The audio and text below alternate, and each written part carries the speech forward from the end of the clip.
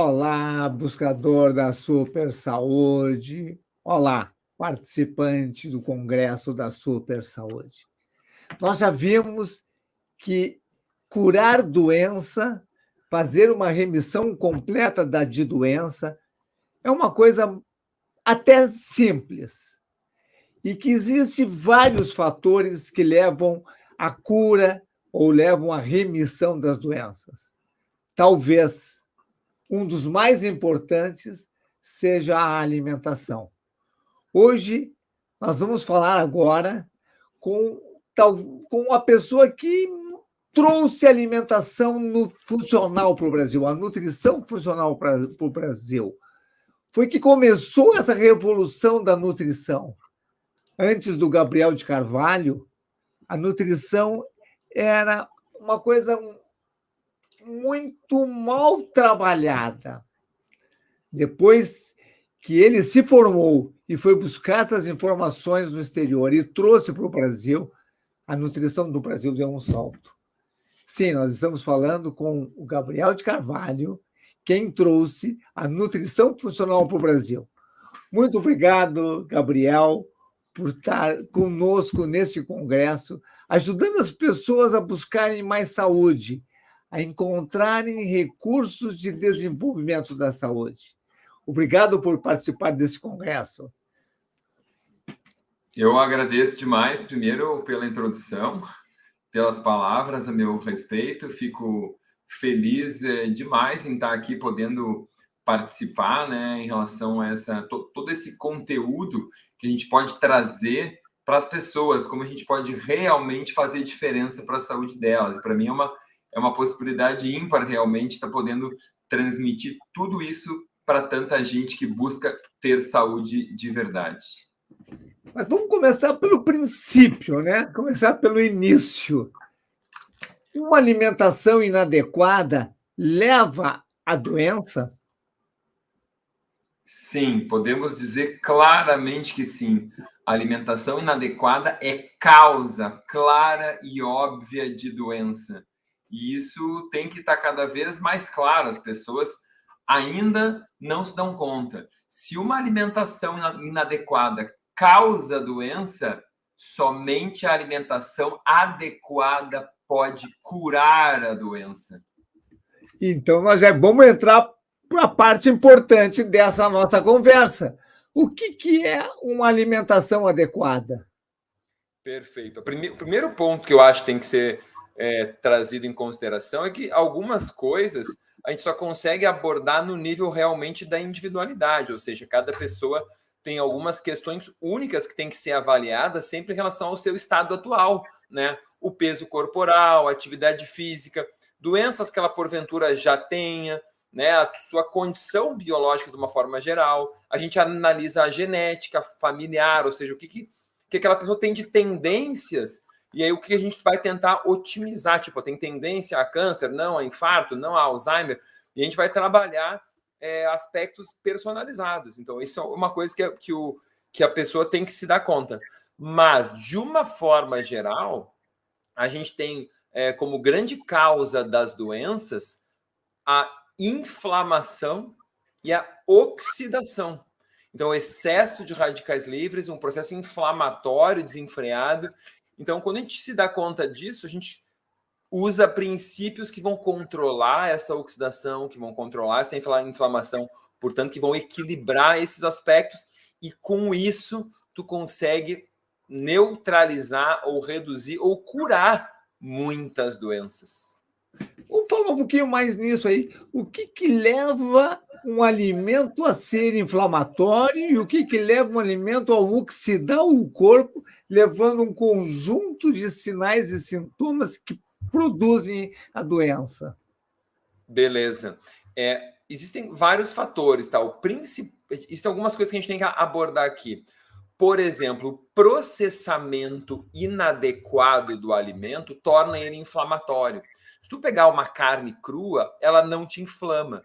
Se tu pegar uma carne frita, ela te inflama. Se tu pegar uma batata doce cozida na água, ela não te inflama. Se tu assa ela em altas temperaturas, ela fica com aquela crosta sequinha, ela gera inflamação e gera glicação no teu corpo, que vai acabar gerando inflamação também, é só um nome diferente. Então, o próprio processamento inadequado gera um potencial inflamatório muito grande. Outro aspecto, por exemplo, doutor Uronal e a nossos convidados, aos nossos telespectadores aí, todos que estão nos assistindo, é o refinamento.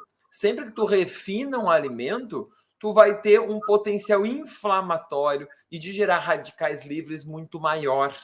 Então, um alimento que ele é integral, que ele é orgânico, ele tem muito mais antioxidantes e substâncias anti-inflamatórias. E quando tu tira isso dele, sobra só uma parte. E, via de regra, o alimento fica mais inflamatório. Outra causa é o refinamento. Uma semente, por exemplo, uma noz, uma amêndoa, uma semente de abóbora ou de girassol, ela é riquíssima em antioxidantes. Agora, tu vai lá e usa o óleo de girassol refinado. É um veneno. Então, o processamento é uma grande causa. Mas tem uma outra grande causa de inflamação, são as sensibilidades alimentares. E eu vou dar um exemplo, ou também chamadas de alergias ou hipersensibilidades. E aqui o grande exemplo que todo mundo, a maioria conhece em relação ao glúten. Se eu tiver uma sensibilidade ao glúten, não adianta eu comer um trigo integral orgânico que ele vai me inflamar. Não adianta eu pegar o leite da vaca tratada com homeopatia da vaca feliz.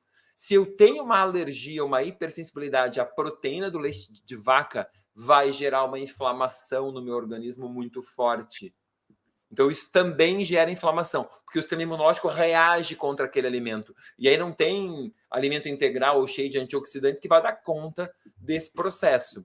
Aí a ação imunológica é muito mais geradora de danos do que o possível eventual efeito benéfico que os antioxidantes presentes naquele alimento possam ter. William Davis, famoso autor, best-seller de Barrigas de Trigo, ele, em algum momento no seu livro, ele diz assim: todos nós, de alguma maneira, somos intolerantes ao trigo, somos intolerantes ao glúten. Está certo ele? Sim, sim. Está bem demonstrado em estudos, inclusive em seres humanos, que todo ser humano, após consumir trigo, no seu intestino há um problema. O intestino vai ficando como uma peneira velha, um coador velho. Sabe aquele coador da vovó todo furadinho já de anos de uso? Pois é, isso acontece com todo mundo depois que come trigo. O que acontece é que algumas pessoas isso aumenta e volta rapidamente ao normal. E outras aumenta e não volta rapidamente. Ou a pessoa come de novo antes de dar tempo de voltar.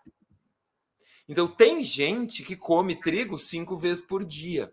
Só tem um único intervalo, é a madrugada. A pessoa come de manhã, no almoço, come de tarde, no jantar. Ela passa o dia inteiro com a permeabilidade intestinal aumentada. A única chance é a madrugada. Esses aí estão fadados a ficar inflamado. Talvez aquele que coma uma vez por dia tenha mais chance de se regenerar. Agora, conforme a genética de cada um, às vezes uma vez por dia pode ser muito. Então, sim, é correto dizer que todos nós inflamamos, lesionamos nosso intestino, podemos até alterar de forma definitiva essa permeabilidade do intestino com o consumo continuado de trigo e de glúten. E dá para dizer a mesma coisa do leite animal? Pode-se dizer sim. As proteínas do leite, em especial a caseína, ela tem uma digestão dificílima. A gente não consegue digerir ela até as suas menores partes, os aminoácidos. E acaba gerando uma reatividade em muitas pessoas, talvez em mais da metade da população. Os estudos com o trigo, eles são mais definitivos em maior número do que os estudos com a proteína do leite. Mas tem bons estudos com a proteína do leite que nos levam a crer isso também. Por exemplo, em doenças autoimunes, não há nenhum paciente com doença autoimune qualquer que não reaja tanto às proteínas do glúten quanto às proteínas do leite. E aí, se tu pensar no percentual de gente que tem, por exemplo, uma tireoidite de Hashimoto, que é uma doença autoimune simples, digamos assim, que muita gente tem, já vai começar a ver quantas pessoas reagem. né? Então, se tu pegar os pacientes com síndrome do intestino irritável, praticamente todos os estudos mostram problemas com o glúten e ou com as proteínas lácteas. E aí tu vai somando, pega as outras doenças autoimunes todas, tu vai ver que é um percentual que vai passar de 50% da população. Então, assim, as pessoas que têm algum sinal ou sintoma digestivo quando se alimenta, elas têm necessariamente algum problema de digestão com algum tipo de alimento. Ter sintomas digestivos é um mau sinal? É bem provável que a pessoa que tem sintomas digestivos tenha algum problema com algum alimento, né? E a tua primeira parte da tua colocação. E a segunda é, ter sintomas digestivos é um mau sinal? Sim. Normalmente a digestão se passa de uma forma que a gente não percebe que ela existe. A pessoa que está bem, ela não sabe que tem estômago, né? O estômago não é percebido. Quando tu começa a lembrar que o teu estômago existe, é porque alguma coisa está acontecendo. É assim com tudo que funciona bem no nosso corpo, né? A gente só lembra que o joelho existe se ele está doendo, senão ele está ali fazendo a função dele. Só lembra que o teu coração existe se ele tem uma arritmia, alguma coisa. Então, aquilo que procede funcionar perfeitamente, a gente não lembra da existência. Então, se tu está lembrando da tua digestão, é, em geral, um mau sinal. Pode ser algum alimento que está te fazendo mal, pode ser a falta do ácido gástrico, o ácido clorídrico, que com os anos, com a idade avançando, vai diminuindo a produção. E pode ser falta de enzimas digestivas também. São as três principais causas, né, que fazem lembrar dessa digestão que não funciona tão bem. E o indivíduo que não tem nenhum sinal, nenhum sintoma de problema digestivo, ele pode se garantir que ele tem uma alimentação, uma nutrição perfeita? Não pode, porque isso acontece muito com homens no consultório em especial, que eu aplico um questionário de sintomas, e eles vão lá, colocam 0001, 00001, 0001. E aí no final dá lá 10 pontos, que é ótimo, excelente. Mas tu vai ver a saúde deles não é boa. A maioria dessas pessoas são pessoas que não se observam. Simplesmente isso. Elas não sabem que elas têm coisas. Elas, não tenho nada. E aí, quando tu vai ver aquele 1 ali, não é 1, aquilo ali é muito mais. Então, ele acha que é pouco, ele subvaloriza. São subrelatadores. A maioria não pode confiar. Além disso, se tu for fazer exames bioquímicos, 99% é reprovado com um painel de exames adequados. E a verdadeira saúde, ela não está nos sinais e sintomas. Ela está no nível das células. Porque antes de tu ter sinais e sintomas, as células já estão demonstrando o problema. Ou seja, só com o exame de sangue, verdadeiramente, de sangue, de urina, etc., né? Com avaliações laboratoriais, que tu vai verdadeiramente saber que aquelas células estão funcionando bem, que aquele tecido, que aquele órgão, que aquele corpo está funcionando de forma adequada. 99,9% das pessoas que estão aqui, elas estão interessadas em ter uma alimentação saudável. E elas até acham que estão buscando alimentação saudável. Define para nós o que é uma alimentação saudável. Perfeito. Então, eu vou dar alguns princípios gerais aqui para as pessoas poderem se observar e analisar a sua alimentação. Primeira coisa, a alimentação mais saudável possível, ela tem a menor quantidade de produtos alimentícios possível, ou seja, a menor quantidade de alimentos industrializados. Quanto mais alimentos embalados, industrializados, processados você tem, pior. Ponto básico. Segundo ponto, ela é uma alimentação isenta de alimentos fritos. Alimentos fritos são completamente desnecessários e sempre maléficos. Não tem como fazer algo frito que vai ser bom para a sua saúde. É impossível. Quanto mais você come, pior. Então, comer uma vez por semana é pior do que a cada 15 dias, que é pior do que uma vez por mês, que é pior do que uma vez ao ano. É só uma questão de qual é a frequência que eu tolero encarar para a minha vida, né, e que eu me sinto confortável de estar seguindo. A alimentação também saudável, ela é rica em alimentos vegetais. Ela é rica em frutas, em verduras, em legumes crus e cozidos, em ervas, em especiarias. Esse grupo e ainda em sementes e oleaginosas. Então, esse grupo dos vegetais inclui, então, frutas, folhosos, legumes, né? ervas, especiarias e ainda as sementes e frutas oleaginosas é de fundamental importância, porque aqui está a grande concentração de antioxidantes, de como a gente chama, de flavonoides, de polifenóis, de substâncias que são anticâncer, anti-inflamatória, antioxidante, que boas para o cérebro, para o coração, para os vasos sanguíneos, para o microbioma intestinal, inclusive. Então, é todo um equilíbrio que vai sendo buscado. Essa dieta também ela tem, em média, a presença de carnes. Né? A presença de carnes não é um problema, tá? Na alimentação. Ela é um problema, sim, em excesso e de forma exclusiva e de forma frita, torrada, queimada. Né? Então, carnes brancas, peixes, frango, ovos e carnes vermelhas também não devem ser abolidas do ponto de vista da média populacional. Veja bem, tem muitos homens com altas concentrações de ferro no seu corpo. E aí, a carne vermelha é um problema, porque é muito comum o homem ter ferritinas muito altas. E a carne vermelha vai ser um problema. Então, lembrem-se aqui que eu estou dando dicas gerais, mas que não se aplicam a todo mundo. Então, a pessoa tem que ter essas noções, porque para realmente chegar no resultado para ela precisa de uma opinião de um profissional embasado. Porque, claro, que se eu colocar numa média, a maioria dos homens deveria comer pouca carne vermelha e mais peixes e carnes brancas.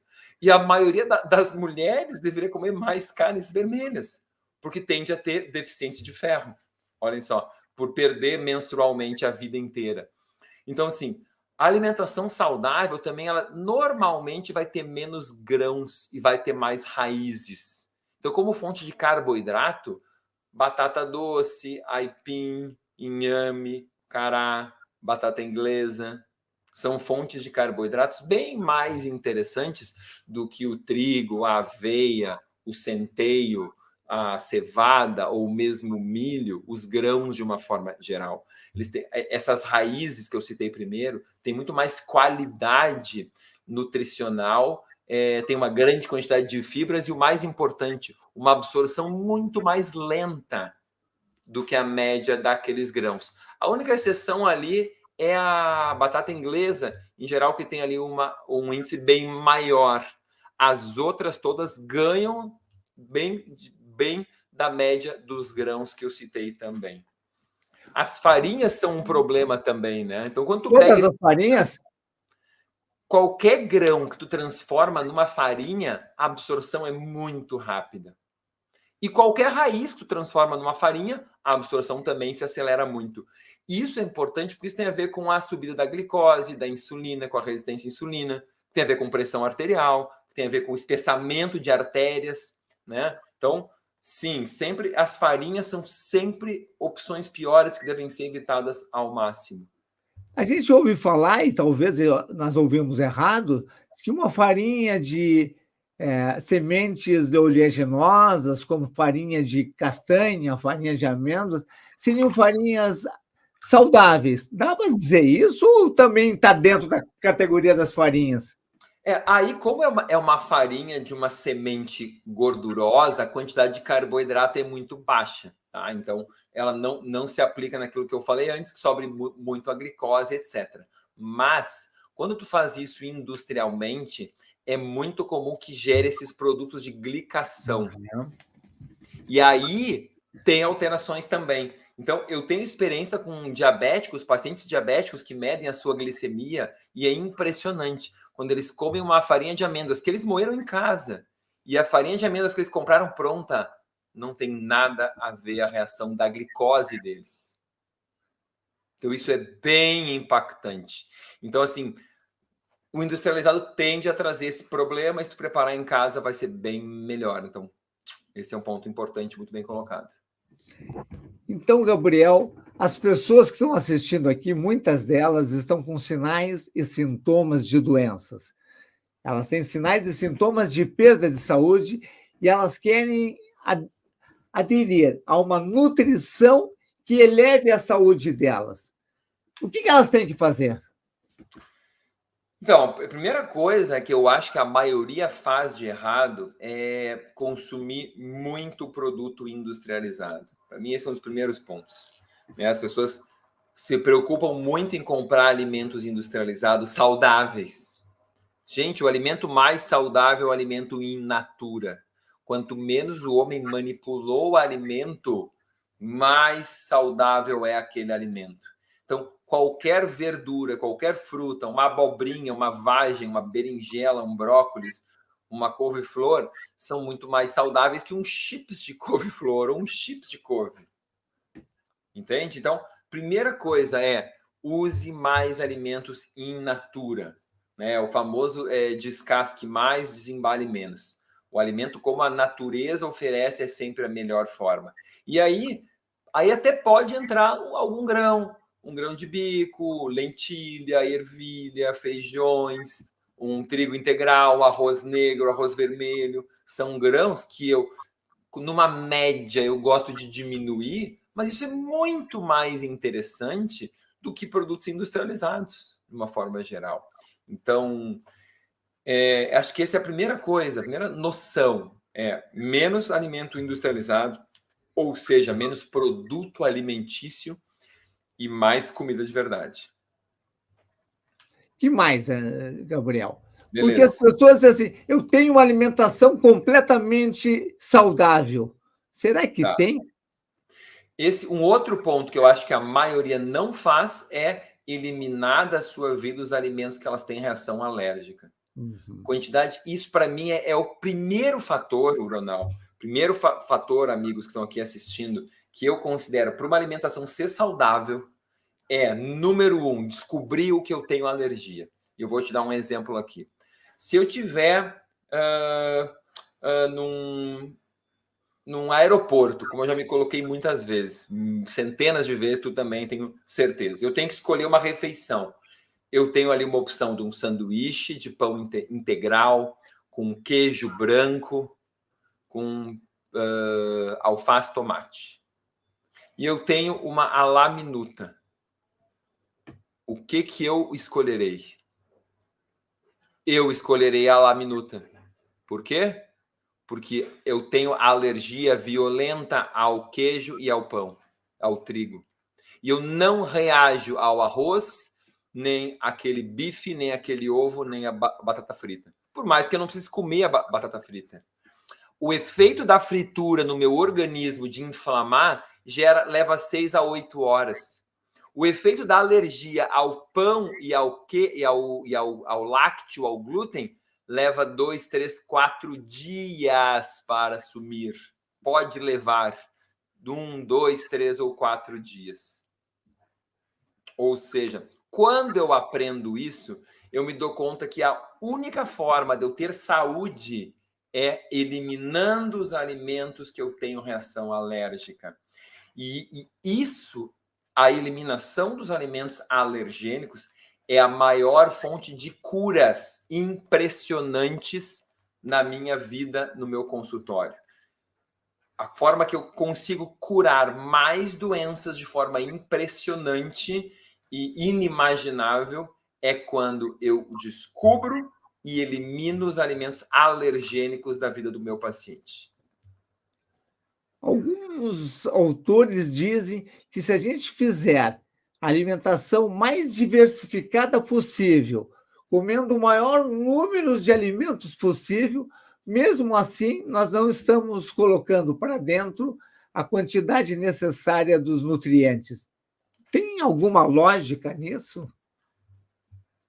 Sim, correto, provavelmente porque os alimentos hoje já não têm mais a concentração de minerais e de antioxidantes que eles tinham há 30, 40, 50, 60 anos atrás. As formas de cultivo dos alimentos, o sistema de plantio, o uso de fertilizantes químicos, o uso de agrotóxicos, a não rotatividade adequada, não colocação de minerais, rochas moídas, etc., no solo e outras técnicas, gerou uma depleção de minerais. Então, por mais que tu coma quantidades grandes e variadas, tu pode não conseguir a alimentação completa. Então, sim, isso é realmente possível. Então, isso aqui nos leva, inevitavelmente, à necessidade de usar suplementos? Sim, Sim, eu já fazem mais de 30 anos, 33, quase, que eu tomo suplementação micronutricional diariamente. Eventualmente interrompendo algumas férias, alguma viagem, alguma coisa assim. Então são mais de 30 anos da minha vida. E, Quais são, e quais são fazendo exames regularmente bioquímicos, que eu vejo que como eu consigo manter os exames ótimos, enquanto os meus pacientes, na sua grande maioria, olha, é praticamente impossível ver algum paciente com um perfil de exames de vitaminas e minerais bom que não esteja usando suplementos alimentares. Quais são os suplementos que a maioria dos seus pacientes necessitam usar todos os dias? Beleza. Um dos minerais mais deficitários, sem dúvida, é o ferro para as mulheres. Temos grandes deficiências de magnésio também, estimativas aí que 80% a 90% ou mais da população não come magnésio suficiente. Dentro das vitaminas do complexo B tem várias deficiências comuns, como de vitamina B1, B3 e B6, naquelas pessoas que comem alimentos refinados. B2, quando tu tem que parar de comer lácteos. B12 é muito comum, mesmo em quem come carnes, por não absorver bem, por alterações de microbioma. Folato, muitas vezes por questões genéticas, mesmo tomando suco verde, às vezes tu não consegue ter folato, ácido fólico suficiente. Temos muito problemas também com o selênio. Quem não come castanhas do Brasil, castanhas do Pará, não tem selênio suficiente. Impossível. Impossível. E aí tu pergunta numa população, quantos por cento come castanha? Só quem ouve e está atento a isso. Quem não está, em média, não consome. Que mais? Temos deficiências aí grandes. B12, já falei. Ferro. Cálcio. Cálcio é comum também, viu? A vitamina D também, vitamina K. Vitamina D pela falta de exposição ao sol e vitamina K porque a gente não come alimentos fermentados. Antigamente se fermentava muita coisa para conservar. Tu tinha uma safra, tu não tinha como consumir tudo, tu fermentava e guardava, uma forma de conservação. Hoje a gente tem tudo o ano inteiro, ninguém fermenta mais nada, não temos mais vitamina K suficiente, além do uso de antibióticos. Então, meus amigos, a coisa complica. É raro não ter múltiplas deficiências, viu? Você falou da fermentação. Muita gente está falando da saúde intestinal como fundamental para a saúde do corpo. Tem até a saúde intestinal para preservar a saúde cerebral. Seria obrigatório o uso de alimentos fermentados? O uso de alimentos fermentados deveria fazer parte da base da alimentação de todo mundo.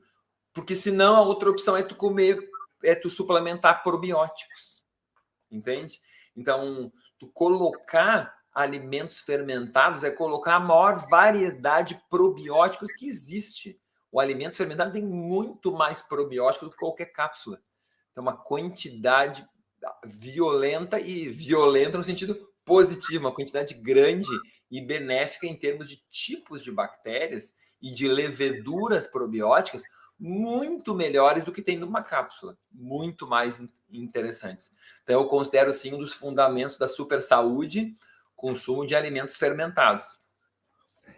E consumir alimentos até o limite, à vontade, isso é saudável ou é importante a gente fazer pausas alimentares na nossa alimentação? Essa é uma questão que gera algum tipo de polêmica ainda, né? Porque hoje tem muita uma linha intuitiva que diz assim: coma o que te satisfaz, tá? Coma o que te satisfaz. Não é para superlotar o teu estômago, é para comer o que te satisfaz. Tem que ter essa capacidade de observação. Aí tu vai observar algumas culturas longevas, como Okinawa, e eles dizem assim: saia da mesa 80% pleno. Então, assim, não coma o que te satisfaz, saia podendo comer um pouco mais. Então, restrição calórica e moderação na mesa parece ser mais interessante de algumas formas do que comer até se satisfazer plenamente. Então, nossa avó estava com razão quando ela dizia: saia da mesa com gostinho de quero mais. Falou tudo, perfeito, estou de acordo com ela. Tá? E hoje em dia está muito em voga o jejum intermitente. É quase que uma coqueluche dentro da ciência. É importante o jejum intermitente ou é só mais um modismo que vai passar? Eu acho que é um modismo que está durando bastante tempo. Eu comecei a estudar jejum intermitente em 2014, foi a minha primeira palestra que eu dei num congresso internacional em São Paulo naquele ano, e desde aquele momento tinham quase 3.000 pessoas assistindo, começou a se falar bastante pelo Brasil afora, não sei se foi por acaso ou não, mas eu pratico o jejum intermitente, tenho o curso de jejum também, que eu acho que é o curso de jejum científico para profissionais com mais alunos do Brasil já, e tenho certeza que é algo que veio para ficar. Por quê? Porque essa questão de comer várias vezes ao dia, o tempo todo, todos os dias, não é fisiológico. A gente nunca teve isso na nossa história. E quando tu faz um jejum maior, tu dá um descanso para o teu intestino, isso melhora o teu microbioma. Isso te desinflama, melhora o teu perfil inflamatório, melhora a pressão arterial, melhora a variabilidade cardíaca, melhora o controle da glicose e da insulina. Então, está bem demonstrado já isso, como isso funciona. Em termos de controle de peso, não muda em relação àquilo de diminuir um pouco as calorias todos os dias. Aí, o resultado é o mesmo, desde que tenha a mesma restrição calórica. A diferença é que tem gente que consegue diminuir muito as calorias em um dia ou em outro, 2 ou 3 vezes por semana, e come mais tranquilamente, normalmente, nos outros dias. Melhor do que todos os dias ter que ficar passando fome durante meses e meses e meses, e eternamente, para poder manter aquele resultado.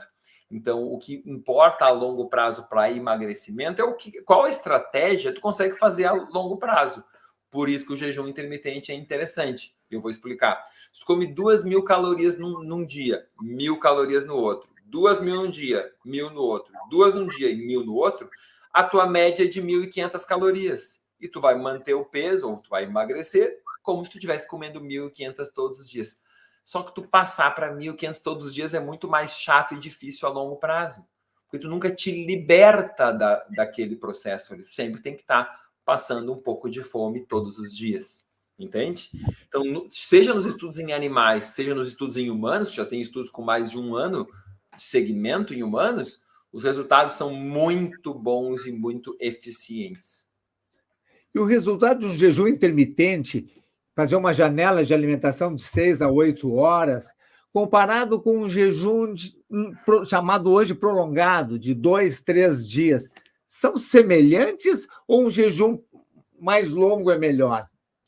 O jejum mais longo ele vai ter alguns benefícios que esses jejuns curtos de alteração da janela do tempo, né, que é a alimentação de tempo restrito, como a gente chama, não consegue ter. Tá? Então, seria, sim, interessante que, eventualmente, a cada mês ou a cada 15 dias, se usasse os jejuns mais longos, de 2, 3 dias. Principalmente quando a gente fala em regeneração imunológica, doenças autoimunes, em ativação de células tronco imunológicas, tá? Então, parece que precisa de mais tempo. Claro que tudo não há um dado bem definitivo, mas assim, indica para esse caminho. No final das contas, talvez tu fizer uma ingestão calórica muito baixa durante 2 a 3 dias. O que é muito baixa? 500 calorias por dia. Bem provável que tenha um efeito muito semelhante. Ou seja, talvez não seja necessária a inanição completa, mas sim uma restrição bem grande também. Talvez tenha um efeito muito semelhante. Eu conheço algumas pessoas que dizem que fazem jejum intermitente todos os dias há mais de 5 anos. Elas estão erradas? Eu faço desde 2015, 2014. A Desde questão é que que... eu faço todos os dias, sempre. A questão é, existem vários tipos de jejum intermitente. Por exemplo, existe a alimentação com tempo restrito, que é aquilo que eu restringo a minha janela de alimentação. Eu como durante 6 horas, não como durante 18 horas. Isso é um tipo. E naquelas 6 horas eu como todas as calorias que eu quero, ok? Outro tipo é eu posso comer o horário que eu quiser, mas eu restringo as calorias. Então, eu vou comer 1.000 calorias num dia, mas eu posso comer café da manhã, almoço, lanche da tarde, jantar. Vão ser 4 refeições de, em média, 250 calorias. Mas eu posso comer todos os horários. Também posso fazer assim. Então, eu posso usar mais de uma estratégia. E isso eu faço num dia, no outro eu não faço. No outro eu como normalmente, nas minhas 2.000 calorias. No outro eu como metade. E no outro de novo. E assim eu tenho a intermitência.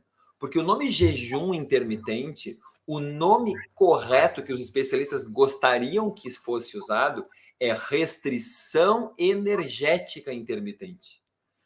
Porque jejum fala sobre 0 calorias, não comer nada, só beber água. E o que é mais pesquisado é a restrição energética intermitente. É restringe energia, não restringe. Restringe, não restringe. Ou seja, num dia eu como o que eu preciso, no outro diminuo. E isso, em geral, 2 vezes por semana ou 3 vezes por semana. Então, tem gente que prefere fazer isso, Gabriel, para mim é mais fácil tirar refeições fora do que comer uma refeição menor, correto? Então eu tiro o café da manhã, ou tiro o jantar, ou jogo o jantar bem cedo.